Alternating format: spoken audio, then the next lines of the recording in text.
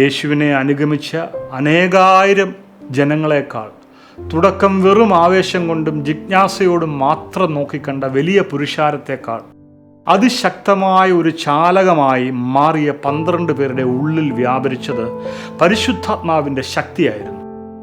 വെള്ളിയോ സ്വർണമോ എനിക്കില്ല എന്ന് പത്രോസ് പ്രഖ്യാപിച്ചപ്പോൾ അദ്ദേഹം വ്യക്തിപരമായ ദാരിദ്ര്യം പ്രഖ്യാപിക്കുക മാത്രമല്ല ചെയ്തത്, ഉയർത്തെഴുന്നേറ്റ ക്രിസ്തുവിൻ്റെ പരിവർത്തനാത്മക യാഥാർത്ഥ്യത്തിന് അദ്ദേഹം സാക്ഷ്യം വഹിക്കുകയായിരുന്നു.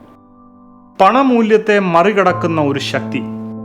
അപ്പോസ്തലപ്രവൃത്തികൾ 3-ാം അധ്യായത്തിലെ അത്ഭുതകരമായ രോഗശാന്തി സുവിശേഷ സന്ദേശത്തെ സാധൂകരിക്കുകയും ആത്മീക ശക്തിയില്ലാതെ പൂർണ്ണമായും ഭൗതിക സഹായത്തിൻ്റെ വിലയില്ലായ്മയെ അടിവരയിടുകയും ദൈവകൃപയുടെ പരിധിയില്ലാത്ത ഉറവിടത്തിലേക്ക് അത് കണ്ട എല്ലാവരുടെയും ശ്രദ്ധയെ വീണ്ടും നയിക്കുകയും ചെയ്തു.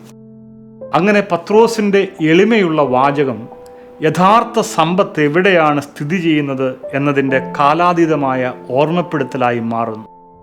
യേശുക്രിസ്തുവിൻ്റെ നാമത്തിലും ശക്തിയിലും ഉറച്ചു നിൽക്കുന്നു. വെള്ളിയോ സ്വർണമോ എനിക്കില്ല എന്നത് ദൈവത്തിൻ്റെ അനുയായികളെ ഒരു വലിയ സത്യത്തിലേക്ക് നയിക്കുന്നു. ഉയർത്തെഴുന്നേറ്റ ക്രിസ്തുവിലുള്ള വിശ്വാസത്തിലൂടെ ലഭ്യമാകുന്ന നിത്യസമ്പത്തുമായി താൽക്കാലിക സമ്പത്തിന് താരതമ്യം ചെയ്യാൻ കഴിയില്ല. ശിഷ്യന്മാരുടെ തിരഞ്ഞെടുപ്പിൽ യേശു തൻ്റെ ഊർജത്തിൻ്റെ ഭൂരിഭാഗവും ശേഷിച്ച 3.5 വർഷക്കാലം ശിഷ്യന്മാരിൽ തന്നെ നിക്ഷേപിച്ചു. അവർ തന്നെ തിരഞ്ഞെടുക്കുന്നതിന് മുമ്പ് അവൻ അവരെ തിരഞ്ഞെടുത്തു എന്ന് വചനം പറയുന്നു. യോഹന്നാൻ 15:16 നിങ്ങൾ എന്നെ തിരഞ്ഞെടുത്തു എന്നല്ല, ഞാൻ നിങ്ങളെ തിരഞ്ഞെടുത്തു, നിങ്ങൾ പോയി ഫലം കായ്ക്കേണ്ടതിന്, നിങ്ങളുടെ ഫലം നിലനിൽക്കേണ്ടതിനും നിങ്ങളെ ആക്കി വെച്ചിരിക്കുന്നു.